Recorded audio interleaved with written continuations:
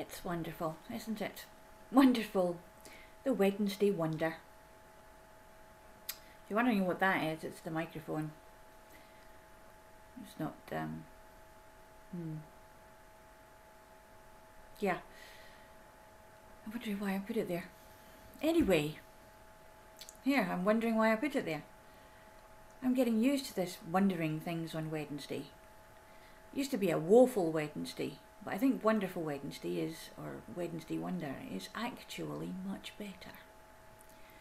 It's much better for me, psychologically, emotionally. So I'm thinking that it might be much better for other people too, if they kind of park their Eeyore part a little bit and allow themselves to wonder the what if it could be that there are wonderful things to see and to be aware of. Some wonderful things have happened in my life, and sometimes I wonder how I survived them. But I'm also grateful for them, because without them I wouldn't be doing this now, most likely. My life would have taken a totally different path. And that's the thing about wondering how you get to where you are. Where you are right now, how did you get there? And I don't mean you got out of bed, came downstairs and sat on the settee.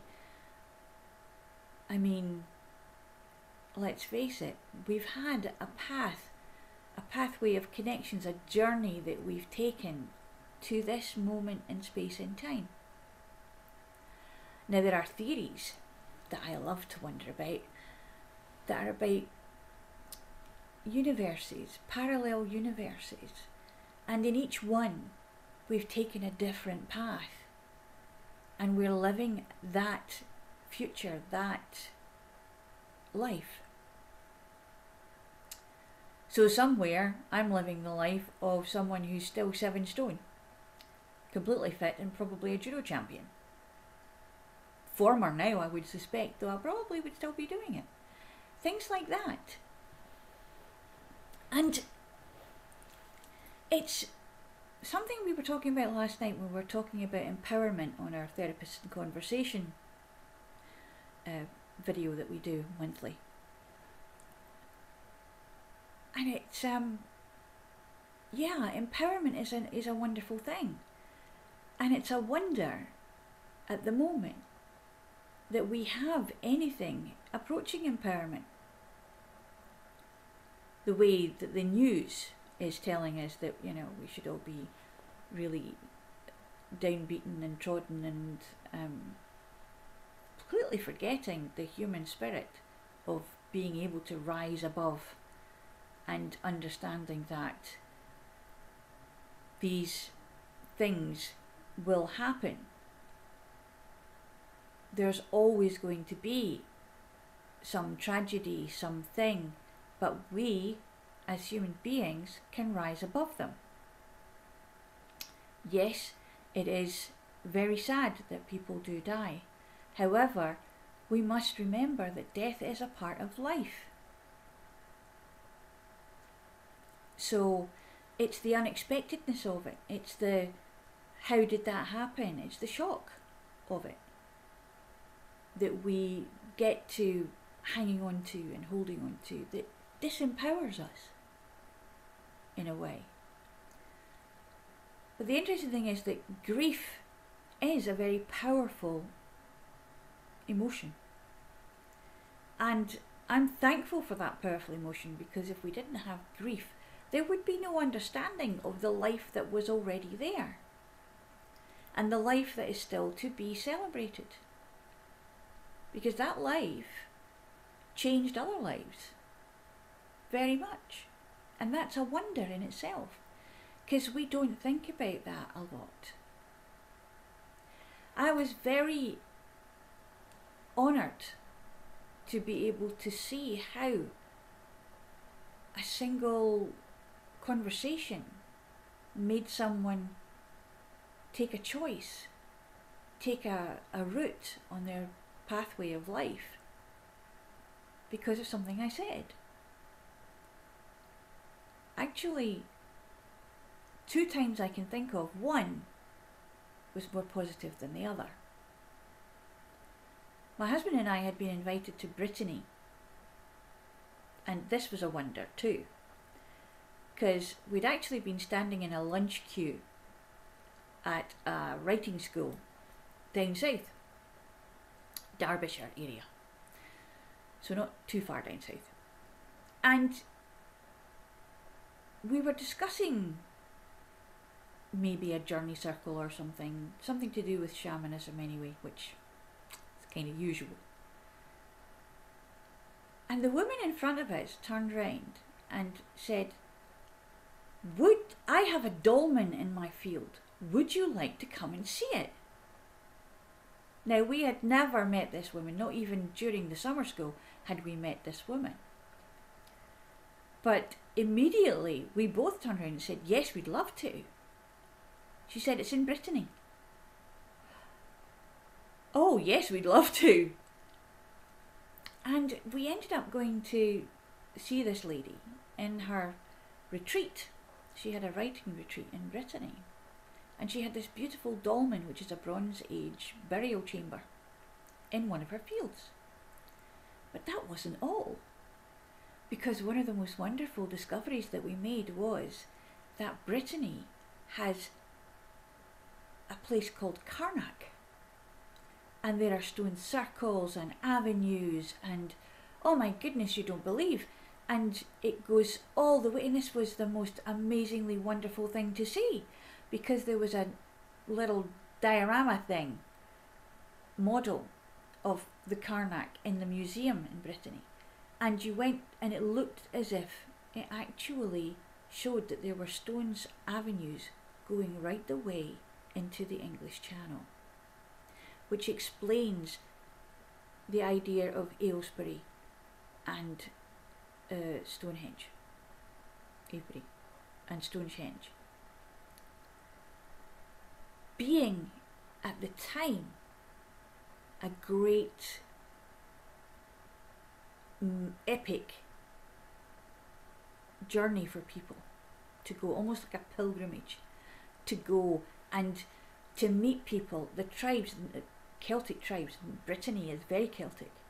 Brittany is very Celtic. It has its own language, patois, as well.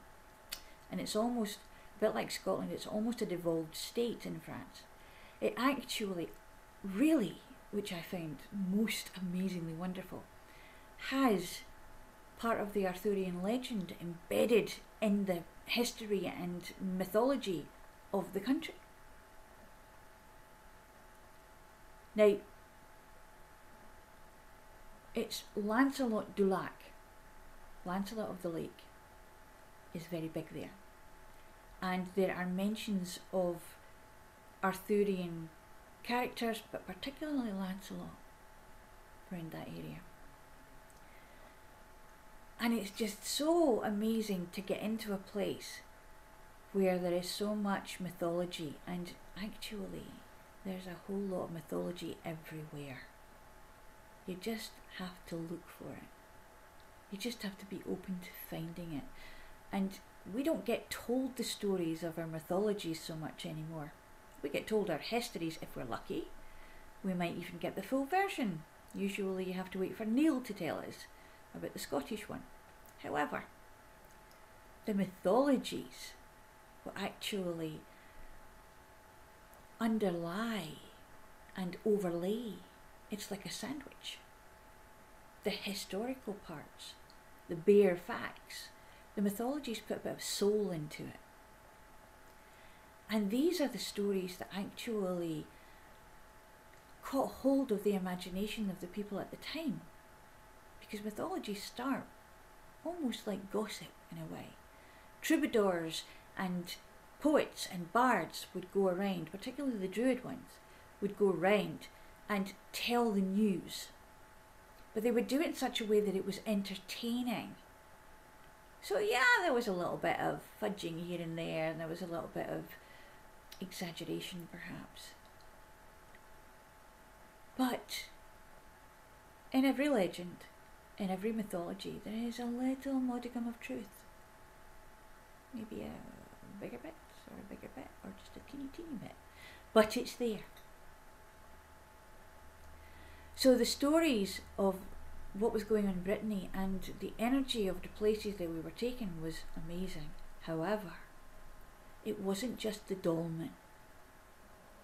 We went into another field, just a short walk down the road, and there was the most amazing menhir, which is like a big, if you've ever seen Cleopatra's Needle in London, it was kind of like that, but without the formed edges. It's just a big, long, tall, stone, pointy, needle-shaped thing. And it turns out if you go in a plane and you look at the aerial things, they are dotted. So they are actually like signal posts of where to go. And they're all in lines.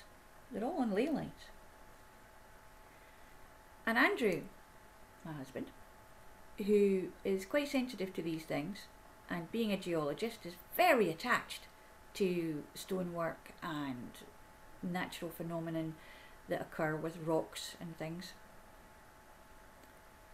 He said, there's another one, isn't there? And she said, I don't think so. He said, there should be another one over there because this is the female. Oh, I wonder what he's going to find, was my first thought. And he went into the next field and he found the other menhir. It had fallen over and it was actually covered in mosses and grasses, and it had almost become part of the land, and so it had been almost forgotten. And we made ceremony there. Now it was at this point that we were about to leave. We'd done some space clearing for the lady and we'd done some other work, and we were having a great time because it's a lot of fun doing what we do sometimes. And some of her neighbours were coming along. And there was a conversation, which I didn't think about. It's something that you do. You have a conversation, you tell people why you were there because they asked, and that was it. And it was about 5 years later. I was sitting in circle in Glastonbury, and the talking stick was going round, and it was a graduate circle. So we have the people who have graduated from the different training sessions come into a graduate circle. So we all get to see how the family, how the tribe, how the clan is actually growing, and get to know people. And so the stick is going round and we're introducing ourselves and saying who we are and how we got there, why we're there, kind of thing. And it went round and this girl said, I'm here because of her. Me? Oh my goodness. I recognise you. And it was one of the girls from that conversation in Brittany 5 years before. That to me was a simple conversation. Actually hit home like a lancelet, like Lancelot's arrow, an elf arrow. And she chose to look at, to find, and to become a shamanic practitioner,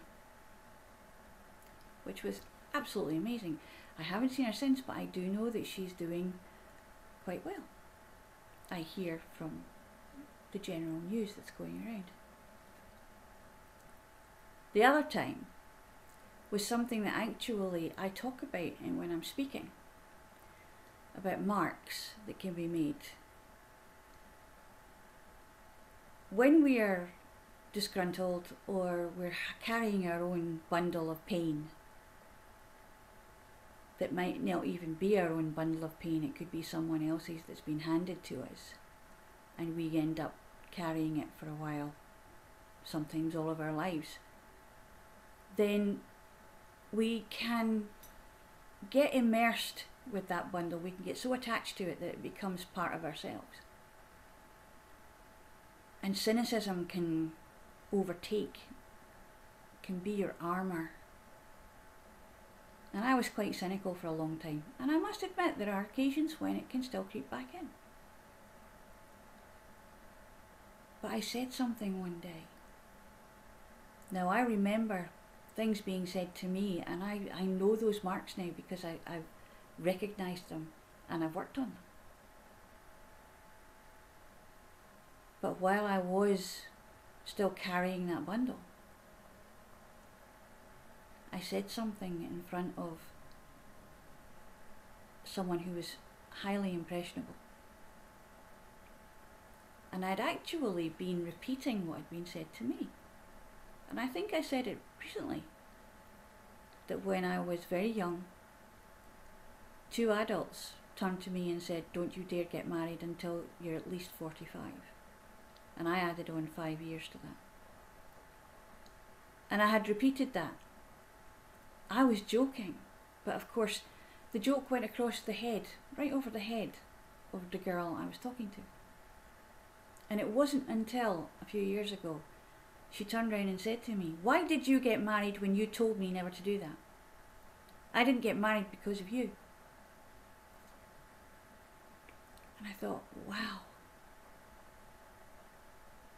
We don't realise the import and energy of some of the things that we say. And it can be very interesting to find out how that can affect other people. And yes, it's true, people go into speaking and doing things like this because they want people to hear them. They want people to understand what's going on. However, that's doing it on purpose. That's having thought about it for a little while at least. And understanding the import of the words that you're going to say. You have a framework. When it's in conversation and you're holding this stuff, it can come out with some vehemence that you don't realise at the time is actually an energy that's going to sit somewhere, it's going to hit home. So I'm wondering if you can think of a time when someone said something to you that maybe you thought, oh, right, I wonder.